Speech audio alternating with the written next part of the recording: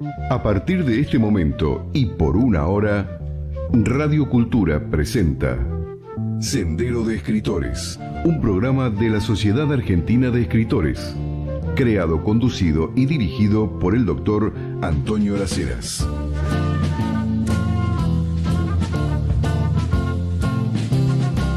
Sí, acá estamos y esta noche con un programa muy, muy especial.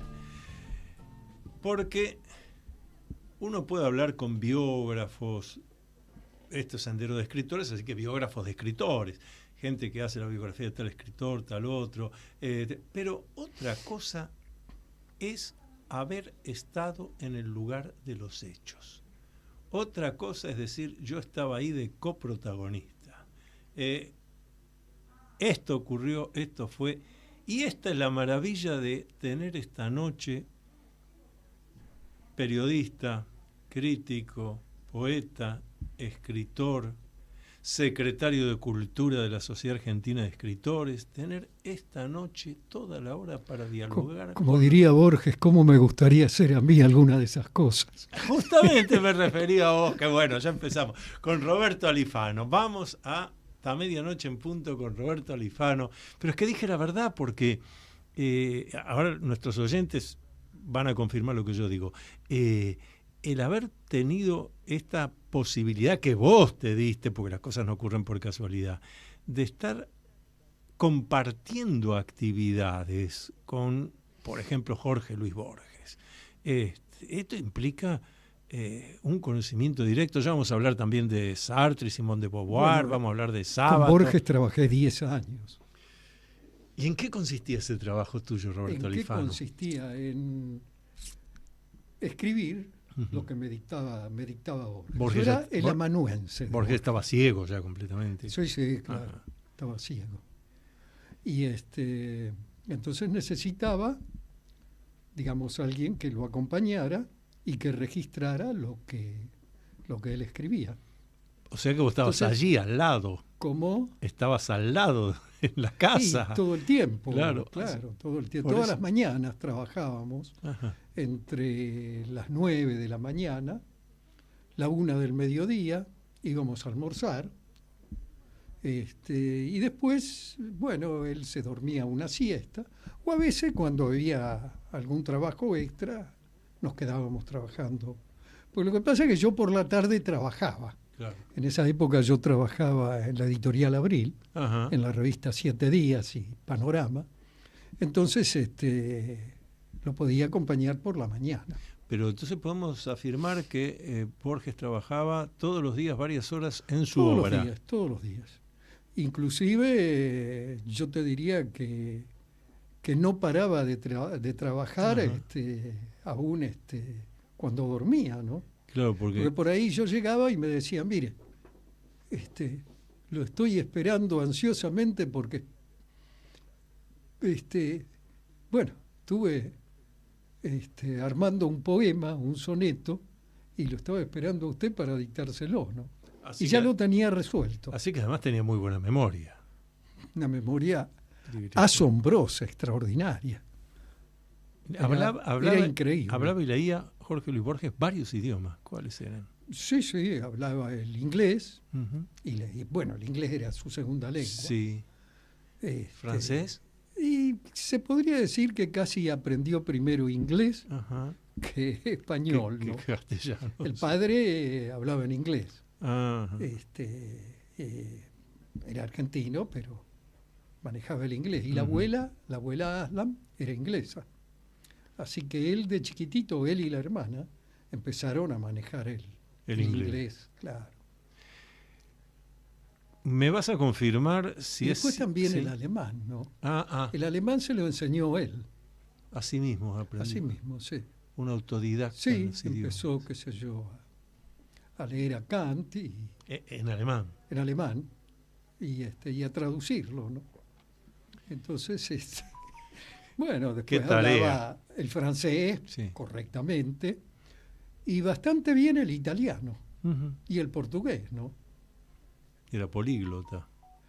Y sí, era un un políglota, sí. Y ya que estamos hablando justamente de literatura, necesito que me confirmes o desmientas esta noticia que escuché alguna vez de que había un profesor de literatura, más precisamente sacerdote jesuita, que lo visitaba con frecuencia y cuyo apellido era Bergoglio. Sí, claro. Contanos de eso, por favor. Bueno, La visita del actual Papa Francisco. Yo escribí un entonces, artículo que te lo voy a pasar sobre ese tema. Ajá, contanos ahora. Porque Bergoglio lo conoce a Borges. Bueno, lo conoce en Buenos Aires, pero después lo invita a ir a... Él estaba en Santa Fe. Ajá. Estaba como profesor. Y no hacía mucho que se había ordenado de sacerdote. Entonces era profesor de literatura. Claro. Y bueno, era muy amigo de María Esther Vázquez. También escritora. Sí, por supuesto, sí. Y esposa de Horacio Armani, del poeta Horacio Armani. Entonces, bueno, le propuso a Borges que fuera a dar una charla o a hacer un seminario en el colegio entonces del Sagrado jesuita, Corazón. profesor de literatura, Bergoglio. Entonces, bueno, Borges en eso era poco preciso, pero le dijo, bueno, en cualquier momento puedo ir, ¿no? Claro. Dice, pero no le quiero dar ninguna fecha, ¿no? Entonces un día llega María Esther Vázquez y le dice, bueno, ¿qué te parece si vamos mañana a ver a tu amigo, el cura que vive en Santa Fe? Y entonces María Esther trató de comunicarse, en esa época no había celulares. No. Es más, hay que recordarle a la audiencia juvenil que nos sigue que en esa época había que marcar 0 en el teléfono negro de línea y la operadora decía 2 horas de demora, 3 horas. Claro, y si estabas en Europa era algo terrible. Ya era otra cosa. Además lo que te salía, sí, una claro. pequeña fortuna. Prefería muchas veces yo no hablar estando en cualquier país del exterior, porque te salía muy caro. Y para que se entienda, porque voy a contar yo una anécdota. Me ocurrió, ahora un par de años me invitan a un programa de radio conducido por jóvenes periodistas, muy buenos, muy hábiles, jóvenes, 20 añeros. Yo empiezo a contar que en la época en que yo era chico, mi padre quería reservar para ir en enero a Mar del Plata, un mes antes marcaba 0, pedía tal teléfono de Mar del Plata y le decían 2-3 horas de demora. Muy bien. Y luego comenté que cuando uno viajaba, esto que estás diciendo vos, era infinitamente más barato mandar un telegrama diciendo llegué bien, acá estoy, que llamar por teléfono. Termino de decir esto y miro a los conductores jóvenes que todos me miraban con una actitud como diciendo, y ahora viene el remate, ahora ¿qué va a decir? Y bueno, esto es todo lo que tenía que decir. Entonces uno de ellos me dice, pero ese chiste no tiene el remate. Digo, ¿ustedes piensan que yo estaba contando un chiste? No, esto es así, fue así. Claro. Y no fue en la época de Tutankamón. No, hace 40 años atrás. Claro. Bueno, y fue Borges a dar y entonces, la conferencia. bueno, tomaron un tren o agarraron un micro y se le aparecieron a Bergoglio, que no los esperaba, ¿no? Ajá. Y entonces, bueno, ¿qué hago con este hombre y con esta mujer que lo acompaña, ¿no? Además, él no tenía presupuesto para pagarle un hotel. Claro. Pero bueno, habló con el rector, le dijo, mire, estoy en esta situación, le presentó a Borges, y bueno, lo llevaron a un hotel, ¿no? ¿Y dio la conferencia? Y dio la conferencia. ¿Te acordás de qué tema era? No me acuerdo, pero los temas de Borges pueden ser Leopoldo Lugones, puede ser Chesterton, podía ser cualquiera. Martín Fierro, creo que Martín Fierro era. Creo que era sobre la literatura gauchesca. Aprovecho este conocimiento tuyo así, tan de cerca. para hacerte algunas preguntas del Borges desconocido. Por ejemplo, ¿tenía algún interés, practicaba algún culto, alguna religión Borges? No. No, Borges era, yo te diría, ateo. Ajá. Él decía que era agnóstico. Claro, estaba con la duda. Claro, que al agnóstico, digamos, hasta le está permitido creer en Dios. Claro, puede sí. creer en Dios. Como duda, puede Claro, ser. como Sí. duda. Es la duda. Pero yo creo que no, que digamos, cuando vos estás cerca de alguien Por eso te pregunto. y hablas todo el tiempo con él, te das cuenta de que no. Tenía unos problemas muy serios con la madre, ¿Por qué? con doña Leonor, porque doña Leonor era muy devota. Era católica. Era católica, lo mismo que la Practicante. hermana. Ajá. Claro, practicante. Ah. Borges me decía que tenía 2 curas, ¿no?, que lo visitaban. Ajá. Uno era el padre Guillermo, que era el confesor de la madre. Lo Ajá. venía a ver, qué sé yo, 1 o 2 veces por semana, ¿no? Y el otro era un jesuita, dice, ¿no? Pero bueno, Alifano, yo creo que el jesuita cree menos en Dios que yo. Ese era Bergoglio, ¿no? Sí, cuidado. Y el otro era el con padre esta Guillermo, declaración. que era insoportable. Entonces el padre Guillermo le decía, Giorgi, prepárate el domingo que te voy a venir a buscar, comemos con los hermanos de mi congregación y después vamos a la cancha a ver el partido, a ver a Boca, ¿no? Ujú. Entonces Borges le decía, pero a mí el fútbol no me interesa, ¿no? Claro. Y comer con más curas, mucho menos. Qué interesante esto. Pero, ¿pensaría en algo sobre la vida después de la muerte? ¿Hizo alguna referencia? Y como sobre todos, ¿viste? eso? Ujú. Yo creo que nadie es totalmente ateo. Sí.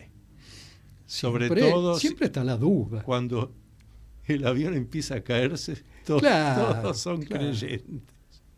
Pero digamos, hacía bromas, por ejemplo.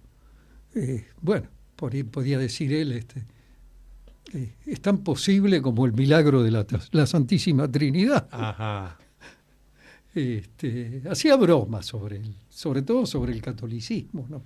Ah, Y se disculpaba por el caso de la madre y de la hermana, ¿no? claro. Pero no, era ateo. Yo creo que era ateo, ¿no? Digamos. Por eso lo que vos... Lo que sabemos que es el ateísmo, ¿no? Sí. La sí. negación de la existencia de un ser supremo. Exacto. No. Exacto. Pero por otro lado, qué sé yo, por ahí decía que rezaba el Padre Nuestro, pero claro, en anglosajón, ¿no? Todas las noches. Para Lo había practicar. lo había aprendido de la abuela y entonces no se le olvidó nunca. Y por ahí, por las noches, yo creo que tenía muchas supersticiones, ¿no? Ajá. ¿Cómo cuáles? Y qué sé yo, por ahí, bueno, era ciego, ¿no? Sí. Creía en los fantasmas, ¿no? Ajá. Tenía algunas supersticiones. Bueno, los fantasmas existen, Roberto Alifano, existen. Sí. Sí. Y decime algún objeto que llevara así como objeto de la suerte, Borges, algo de que... Y sí. los bastones, Ah, mira. el bastón, un reloj Ajá. que lo tenía prendido a la solapa y en el bolsillo del saco, eran como amuletos. Claro. Vamos a continuar hablando. Presentaba el bastón, ¿no? Presentaba el bastón. Claro, Contá por eso. ejemplo, yo tengo uno, mirá, lo podía haber traído hoy porque ando mal de una pierna, Ujú. me asaltaron Ah, hace como 2 meses ya, ujú. pero 2 chicos, ¿no? La pasé Sí. bastante mal Seguro. y entonces empecé a usar, ahora cuando viajé a Colombia, me llevé el bastón de Borges, que es un bastón que me regaló él. Ajá. Una vez que todavía me acuerdo, me quebré el 5º metatarsiano, Epa. pisé una baldosa floja en las calles de Buenos Aires Típico y me accidente. rompí, claro. Sí. Y entonces me acuerdo que tuve 2 o 3 días sin ir a la casa de Borges. Claro. Y cuando llegué tenía enyesado Claro. y caminaba con muchas dificultades, ¿no? Entonces Borges me dice, ¿por qué no se lleva este bastón? ¿No? Le va a dar más seguridad, Claro. y va a caminar mucho mejor. Y le digo, pero ¿cómo me...? No, dice, se lo regalo. Le regalo este bastón. Así que lo tengo. ¿Qué? Y después hay otro bastón que lo tiene, que yo se lo di a Alejandro.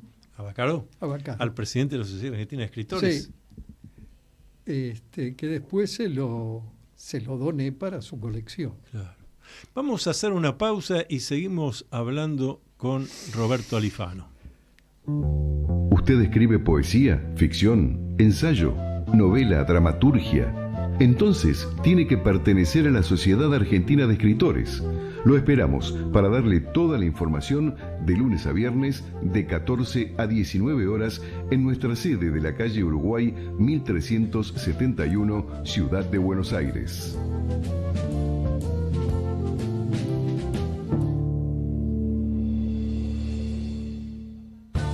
Usted está escuchando Sendero de Escritores, el programa de la Sociedad Argentina de Escritores, conducido por el doctor Antonio Las Heras.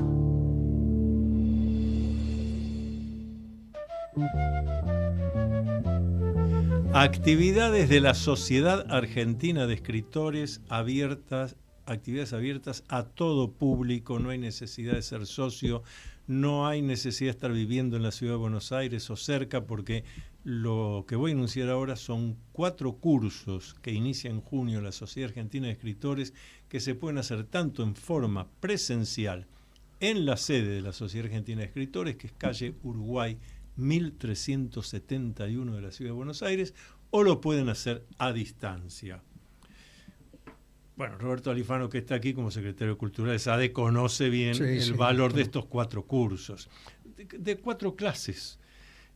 Alejandro Bacaró, el presidente de la Sociedad Argentina de Escritores y biógrafo de Jorge Luis Borges, va a hablar sobre el curso de él es Borges, un recorrido por su voz lírica.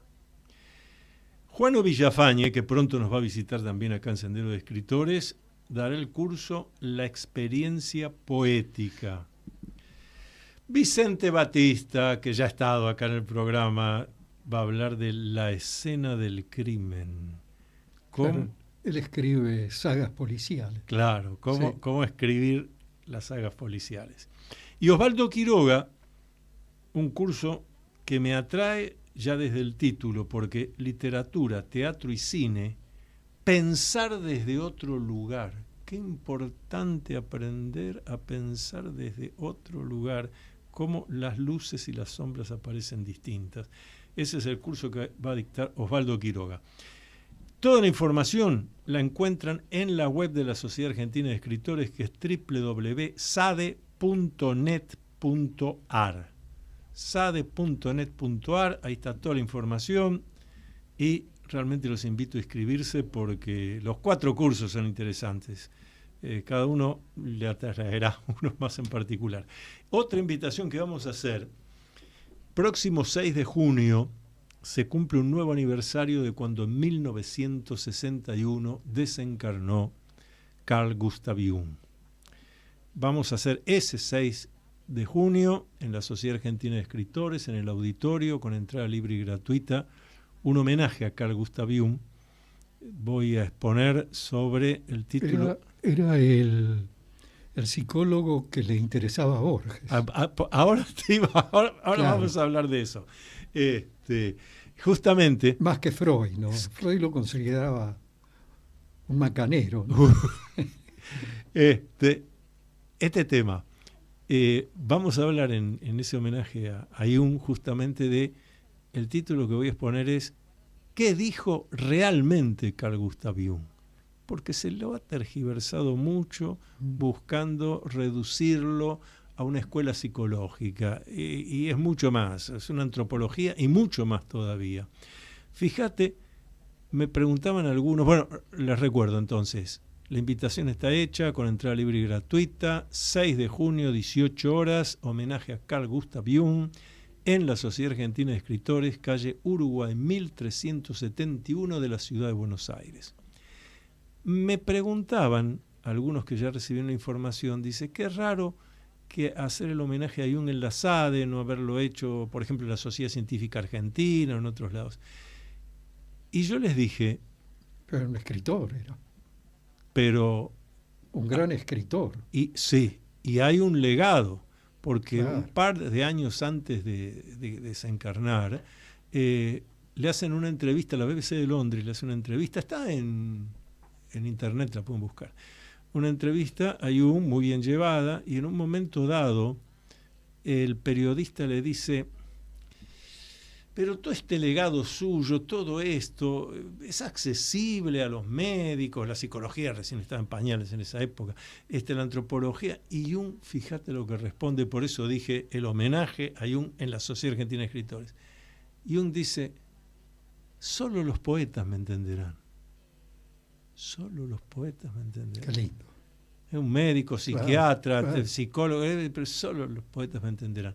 Roberto Alifano, contame ese interés de Jorge Luis Borges por Carl Gustav Jung.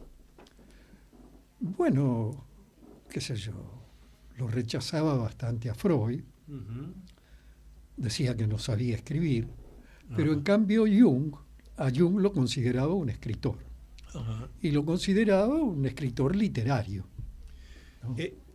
Jung, lo cual era cierto. Claro, incluso escribió poemas. Escribió poemas. Claro, 7 sermones a los muertos. Claro, era un escritor. Freud no, Freud era más, una mente más fría, más científica. Científico, claro. Exacto. Y ya que hablábamos de Jung y de Borges, ¿conocés si había leído así en extenso o le habían leído algún texto de Jung? ¿Le interesaba? Sí, por supuesto. Sí. Qué interesante esto. Sí, claro. Lo conocía bien. Qué interesante. Raro que no le dedicó ningún poema. Yo no recuerdo. Sí, hay un... En los conjurados no lo menciona Jung. Sí, lo menciona, pero digo... En un verso, no. Claro, un poema dedicado... podría haber dedicado me parece un poema a Jung. Pero en los conjurados lo menciona Jung en un verso, claro. Sí. No, era el que realmente le interesaba, ¿no? Borges era un ser literario. Claro. Borges lo percibía todo a través de la literatura. Yo siempre digo que fue el escritor más literario de toda la historia de la literatura. Borges se propuso ser literario en cada página y yo creo que lo logró en cada frase. Claro. Es maravilloso, siempre está haciendo literatura. Y además vivía todo el tiempo en función de la literatura. Claro, todo el tiempo... Su actividad era esa. Claro. Y él logró, que es tan importante pero esto. Digamos, es alguien que nació con la literatura dentro, ¿no? Que se la contagió primero su padre, el doctor Borges, el doctor Guillermo Borges. Y después, bueno, él siempre es más o menos literario, pero después de Fervor de Buenos Aires, se encuentra definitivamente con la literatura y no la abandona más. Es de una precisión, de una calidad. Toda la prosa de Borges es poesía, es prosa poética. Qué bueno que lo digas, claro, porque a mí me da siempre esa impresión. Claro, la candente mañana de febrero en que Beatriz Viterbo murió, noté que las carteleras, a ver cómo es, se me pasó ahora, noté que una de las carteleras de la Plaza Constitución habían cambiado no sé qué marca de cigarrillos rubios.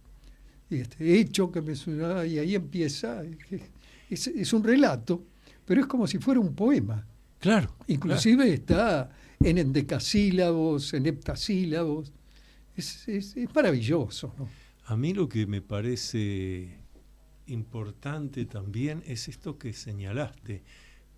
él tomó la decisión de ser escritor, de ser un hombre de las letras, y buscó la manera de llevar adelante su vida sin que le impidiera llevar adelante ese recorrido. Claro. Porque cuánta gente nace con un don literario, Claro. artístico, musical, lo que fuera, y después, No, él vivía en función de ese don. claro, Esa virtud era lo que le justificaba la vida todo el tiempo, ¿no? Porque también hay que tener en cuenta que Borges era un hombre ciego. sí, claro. Digamos, no era una ceguera total. Ajá. Veía, como se dice, por ojo de fusil, ¿no? Como dicen sí, los sí. oftalmólogos. Claro, De pronto te enfocaba, claro, ¿no? Y te veía, pero claro. enseguida Pero por ahí mínimamente, desaparecía. claro.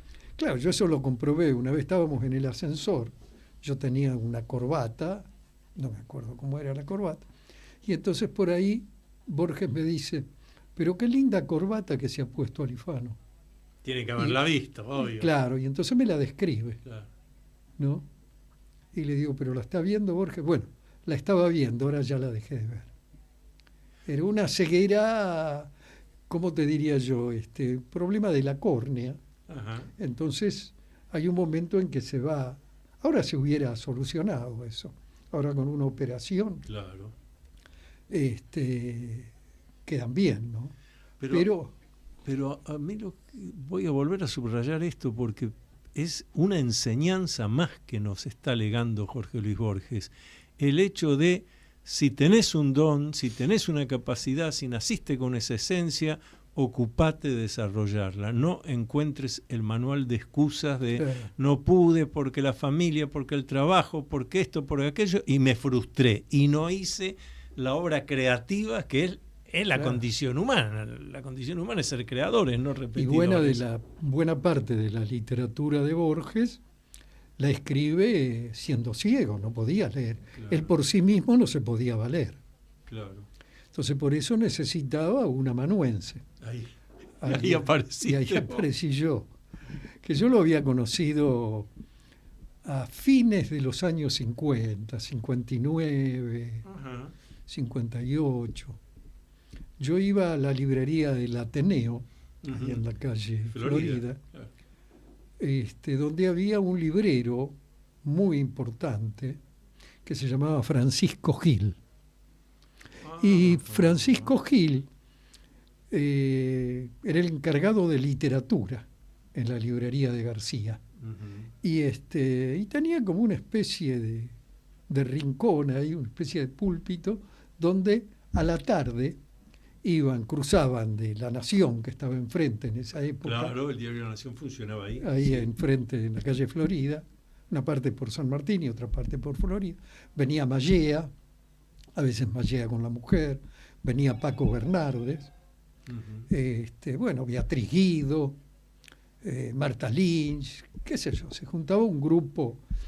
Y también Arturo Cuadrado. Un grupo interesantísimo que hizo la literatura argentina del siglo Claro. XX. A veces Marechal, Ajá. ¿no? Que con Borges no se llevaba bien, porque Borges le podía perdonar cualquier cosa a cualquier amigo, Sí. menos que se haga peronista. El antiperonismo de Borges era proverbial, ¿no? Era concluyente, ¿no? Concluyente, sin Sí. medias tintas. Claro. Pero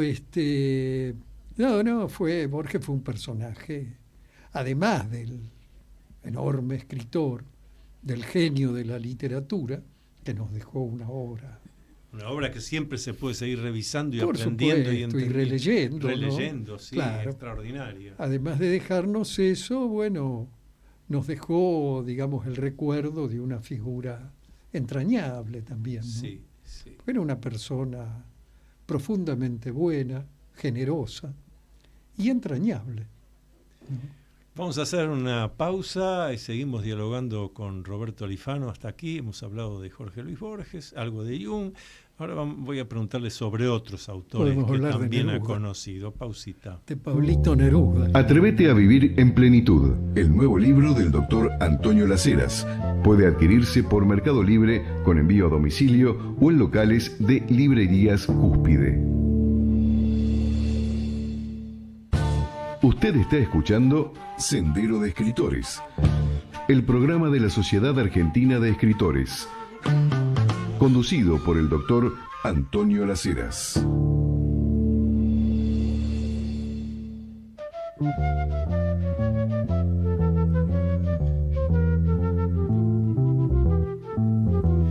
Ahora le voy a preguntar a Roberto Alifano, por otro autor del cual algunos de sus libros, esos voluminosos, suelo releer una vez al año, volver a subrayar. ¿Conociste a Ernesto Sábato? Sí, mucho. Contanos de Ernesto Sábato, autor de Sobre héroes y tumbas, Abaddon el exterminador, El túnel, Sí. una personalidad muy especial. Sí, uno de los libros más lindos de Sábato es El escritor y sus fantasmas. Ajá, sí. Yo creo que estaba más por el lado del ensayo Sí, claro. que de la literatura. Pero bueno, escribió, qué sé yo, El túnel, que Sí. está bastante bien, y Sobre héroes y tumbas, Sí. que es una novela por ahí un poco densa en algunas partes, pero también está muy bien, ¿no? Sobre todo por los personajes, ¿no? El personaje de Alejandra Sí. es un personaje muy bien elaborado, ¿no? Pero claro, Sábato era otra cosa, ¿no? Sábato era también un hombre político, Sí. era un hombre más simple. Borges era un hombre rotundamente complejo, ¿no? Claro. Quiero decir, en su manera de pensar, de llevar la vida, ¿no? Ernesto era una vida mucho más simple, ¿no? Tanto es así que hacia el final de su vida se dedicó a pintar. Sí, porque decía que ya la vista no le daba para seguir Sí, escribiendo. Eso decía Mujica Lainez, ¿no? Este, Dice, caramba, dice que se está quedando ciego y ahora pinta. ¿Cómo lo entendés eso? A mí nunca me cerró, porque yo decía, pero él también teníamos el caso de Borges, así que digo, pero le puede dictar a alguien, Claro. ¿no? Tenía esas cosas. Claro, vos mencionaste recién Sobre héroes y tumbas, el personaje de Alejandra. Yo voy a agregar el de Martín, que se conocen ahí en el Parque Lezama. Claro. Pero a mí me han interesado mucho esas, y Abaddon el exterminador también, porque de todo eso podés hacer una lectura desde los arquetipos de Jung, Sí. enunciados por Jung. Y Ahora, Abaddon es insufrible. y yo Hay que tener a mí me atrae. mucha Los buena dos, voluntad para los dos, leerlo, ¿no? Los dos. Y esto se lo pude decir a Ernesto Sábato Te en su extermina, momento. Abaddon. Sí, claro, porque esto se lo pude decir a Ernesto Sábato, porque trabaja la angustia, pero Claro. escribe sobre la angustia de una manera que por más que vos conocés que es una novela, ni siquiera es una película, ni la estás viendo en una pantalla, no estás leyendo, y decís, si a vos no te pasó lo mismo, cerrás el libro, no lo has terminado todavía, en algún lugar lo dejás para mañana, y ya quedaste acongojado, una angustia que te Claro. entra en Yo el creo pecho. que podría haber sido nuestro gran escritor maldito, ¿no? Claro. Pero lo perdió su vanidad, quizá, ¿no?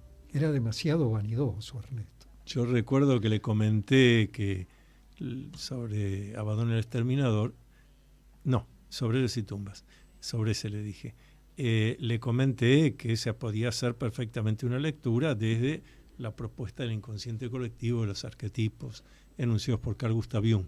Y él me dijo, sí, pero me acuerdo perfectamente, porque me miró así serio, me dijo, sí, yo lo sé. Tanto es así que en Estados Unidos, por ejemplo, se han hecho varias tesis doctorales con esas obras mías. Y me las mandan. Hablamos de la época que no se mandaba Claro. por mail, se mandaba el paquete. Dice, yo dejo los paquetes ahí, ni las leo, naturalmente, me agregó. Sí, era tremendo. Mira, yo sabés que viví 3 años en Chile, Sí, viví todo el gobierno de la Unidad Popular de Salvador Allende. de Salvador Allende, porque me fui como corresponsal de La Opinión, y bueno, pasé 3 años muy lindos de mi vida. a pesar de que había mucha escasez de alimentos, era complicado vivir en Chile. Pero bueno, la pasé bien hasta que vino el golpe militar y bueno, me metieron preso, tuve la osadía de hablar en el entierro de Neruda. Fíjense, de despedir los restos de mi amigo Roberto Pablo Alifano, que tenemos aquí, uno de los que habló en el entierro de Pablo Neruda. Sí, que además en unas circunstancias históricas que por lo menos amerita que...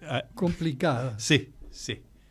Y bueno, después de eso, al otro día me fueron a buscar, me metieron preso. Y por suerte me echaron de Chile, ¿no? La saqué barata. Lo mejor, ya está. Vaya del otro lado de la cordillera, no hay problema más. Pero nos das la oportunidad para poder preguntarte cómo era realmente así en la mesa de café o de vino o de whisky Pablo Neruda. Un tipo extraordinario. También había dos Nerudas, ¿no? Un Neruda íntimo y un Neruda público, comunista. Sí. Concluyente en algunas cosas, muy terminante, pero en general el personaje era encantador, ¿no? Y además, uno de los grandes poetas de todos los tiempos, ¿no? Fíjate que ahora en Chile lo han devaluado mucho a Neruda, ¿no? Por este tema del feminismo, ¿no? Consideran que era un machista, qué sé yo, y lo han... Pero... Bueno, ese es un Yo tema... hace poco viajé a Chile y bueno, una de las cosas que hice fue defender a Neruda. Pero es que ese es un tema que hay que tratar y de analizar objetivamente, que es, en la metodología de la investigación científica siempre se habla de las variables intervinientes. Esto es lo mismo que pasa con Julio Argentino Roca. Entonces, vamos a evaluar al general Roca de fines del siglo XIX con los parámetros de 2024. Claro. No es posible. Tiene nada que ver. Lo mismo pasa con Pablo Neruda, pero eso fue escrito o dicho en otro contexto, en otro momento y en una sociedad que funcionaba de otra manera. Claro. Y así hay que verlo, porque además hasta te permite conocer mejor cómo era la cultura y la estructura psicosocial de aquella época. Por supuesto. Bueno, en esa dirección también a Sábato se lo puede considerar un machista, ¿no? Sí, claro. Hay una lista que puedes hacer. Claro. ¿Te acuerdas alguna anécdota tuya con Pablo Neruda? Mira, yo lo conocí a Neruda curiosamente en la Sociedad de Escritores, allá en San Telmo. En la sede de la Sociedad Argentina de Escritores. Sociedad Argentina de Escritores. La sede de la calle México. Claro. Yo era amigo de Margarita Aguirre, que era la secretaria de él. Claro. Fue una gran amiga mía. Y entonces, bueno, yo me sabía de memoria a Neruda, ¿no? Desde aquellos poemas de Residencia en la Tierra. Si me preguntáis en dónde he estado, debo decir sucede. Debo de hablar del suelo que oscurece en las piedras, del río que durando se destruye. No sé sino las cosas que los pájaros pierden, el mar dejado atrás o mi hermana llorando. ¿Por qué tantas regiones? ¿Por qué un día se junta con un día? ¿Por qué una negra noche se acumula en la boca? ¿Por qué muertos? Es un poema. Sigue, ¿no? Por supuesto. Sí, pero además tenemos un gran recitador en voz. No, qué sé yo, son poemas que yo los tengo incorporados, sí. ¿No? Lo mismo que La Guillermina.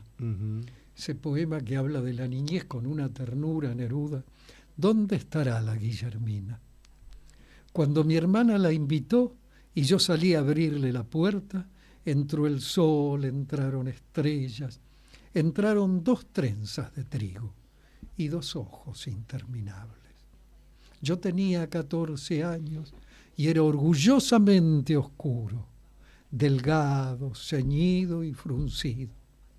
Entonces entró la Guillermina con 2 relámpagos de acero que me atravesaron el pelo y me clavaron como flechas contra los muros del verano. Esto sucedió en Temuco, allá en el sur, en la frontera. Han pasado lentos los años, ladrando como zorros locos, pisando como paquidermos, y yo anduve de nube en nube, de ojo en ojo, de tierra en tierra, mientras la lluvia en la frontera caía con el mismo traje. Mi corazón ha transitado con irreemplazables zapatos y he digerido las espinas. Donde yo pegué, me pegaron. Donde me mataron, caí. Y resucité con frescura. Y luego, y luego, y luego. Qué poema, ¿eh? Todo en Pablo Neruda, sílabas, recitado, interpretado por Roberto Alifano. Todo en versos de 9 sílabas, porque eso tiene una música. Sí, sí, ¿no? sí, un ritmo. Era un poeta formal, Neruda. Claro. Era un poeta formal que, bueno, se dio el lujo de escribir unos sonetos sin rima. Sí.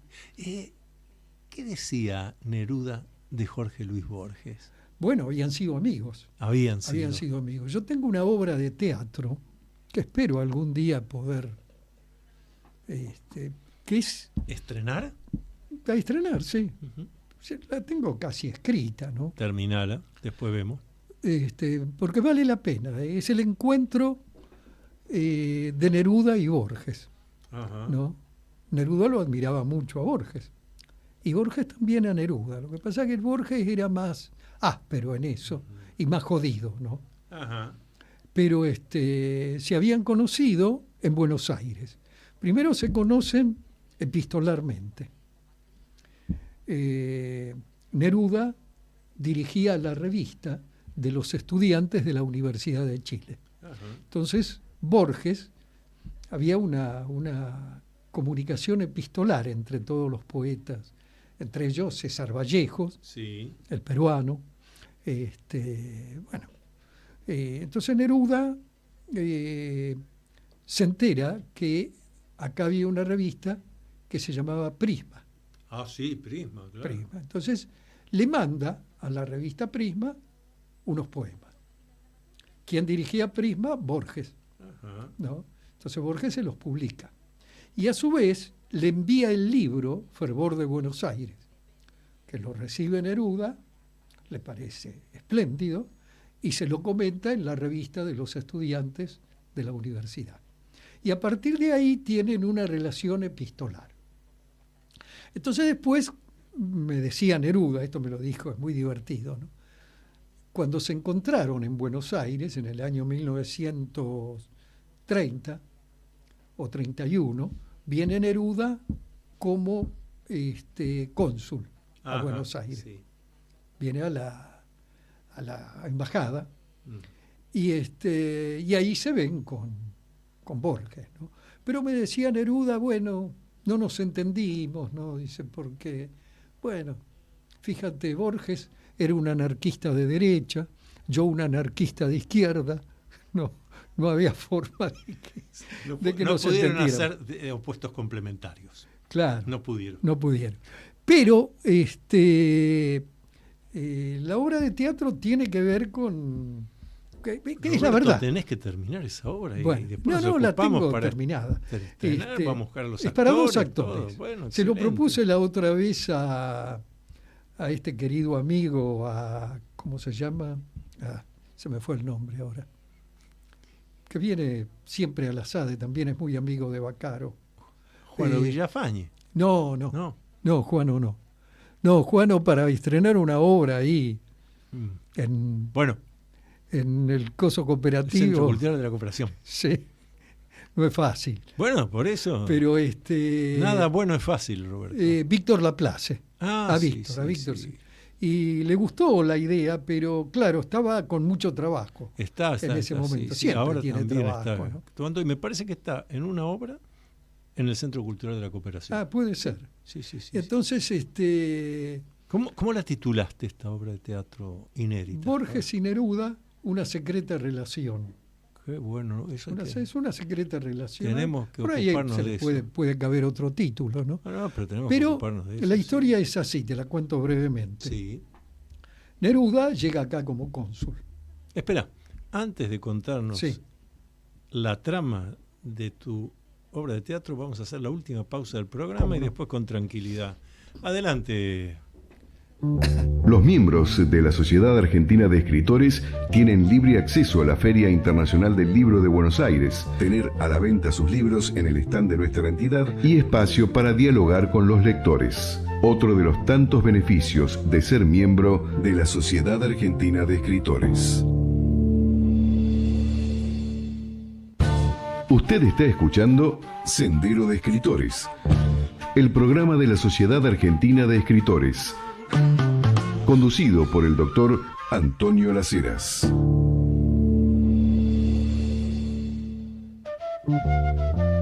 Y aquí seguimos hasta medianoche en punto, dialogando con Roberto Alifano, que ahora nos va a contar la trama de la obra de teatro inédita, pero que nos vamos a poner en campaña para hacerla édita, El encuentro de Borges y Neruda. Bueno, esto me lo contó Borges, ¿no? Ajá. Él vivía en la calle Las Heras con la familia, frente a la cárcel. Creo que hay una placa. Si no se la robaron, probablemente se la robaron. Si no era de bronce, no la dejan. Sí, la dejan, pero bueno, había una placa ahí. Y una noche golpean la puerta, él sale a abrir, él estaba leyendo, y se encuentra con Neruda, ¿no? Le dice, mira, esto es histórico. Esto es histórico. Yo soy Pablo Neruda, claro. Como te habrás enterado, he venido a Buenos Aires, y bueno, vengo a saludarte y a conversar contigo, ¿no? Y entonces, Borges lo hace pasar, se sientan y tienen una larga conversación. Eso es la obra de teatro, son dos actores. Estamos hablando... Y por ahí puede intervenir una mucama, ¿no? Que lo asiste a Borges y que, bueno, le da un toque al final, ¿no? Risueño. Pero la idea es el diálogo entre los dos. Claro. El diálogo entre un anarquista de derecha y un anarquista de izquierda. Claro. Tan cerca como estuviste de Jorge Luis Borges, seguro también conociste a Adolfo Bioy Casares. Mucho también, sí. ¿Cómo era Adolfo Bioy Casares? Un gran tipo. Adolfito era una encantadora persona. ¿Era también lo que se dice un dandy? Sí, claro. Un gran seductor. Ajá. Un gran seductor. Yo diría que fui más amigo de Silvina que de Adolfito, ¿no? Porque inclusive le publiqué un libro a Silvina y le ayudé a terminar. ¿Cuál de ellos? Se llama Breve Santoral. Ah, sí. Son unos sonetos que hizo una edición especial Gaglianone, cuando existía la editorial. Tenía la imprenta y la editorial, y es una edición especial, son pocos ejemplares, y bueno, esos sonetos los corregimos con Silvina y yo se lo hice publicar. Entonces ahí se unen estos tres grandes artistas, que eran Silvina Ocampo, Nora Borges, que los ilustra, claro, y Borges, que le escribe el prólogo. Eso lo conseguí yo. Sí. Y el libro es una maravilla, ¿no? Eran, qué sé yo, los santos por los que Silvina sentía devoción, ¿no? Que era otra creyente dudosa, ¿no? Ajá. ¿Vos coincidís con los que han señalado, críticos, comentaristas, historiadores de la literatura argentina, que han comentado que Silvina quedó en un lugar opacado entre Victoria Ocampo y su marido Bioy Casares? No, yo creo que no, para nada. No, Silvina siempre fue una gran poeta y una gran cuentista. Pero los cuentos de Silvino son formidables. Lo que pasa es que, claro... la repercusión pública, digo yo. Claro, Bioy tenía otra... Digamos, los admiradores o los adoradores de Silvina, por ahí eran casi secretos. Claro, algo En cambio, de ese orden. claro, Sí. en cambio, Adolfito era un hombre, tampoco era un hombre público, ¿eh? Claro, da más la Adolfito no era impresión uno- de alguien. No, Adolfito, por ejemplo, no iba a ninguna entrevista, Ajá, no aceptaba entrevistas. ajá. Por ahí, qué sé yo, si iba a alguien que él conocía, Sí, claro. que le despertaba confianza, lo recibía en su casa, conversaba, pero muy difícil que fuera un programa de radio Ajá. o que fuera a un programa de televisión, menos. No le interesaba. No, y no ni le tenía interesaba. necesidad No, de además eso era para muy su tímido. proyecto. Ah, Era sinceramente muy eso tímido. no parece realmente. Sí. Qué Bueno, interesante no, lo que está era diciendo. un porque- dandy. Claro, pero además la impresión de alguien extravertido. No, para nada. No. Era más bien tímido, metido bastante para adentro. Ujú. Y una persona extraordinaria. Hubo una época en que íbamos todas las semanas con Borges a comer a la casa de Silvina y de Bioy, ¿no? Mm. Pero era una pareja realmente encantadora y muy generosa, ¿no? Con los dramas que tienen esas parejas que se son infieles. Y en este caso Adolfito era el infiel. Era además infiel reconocido.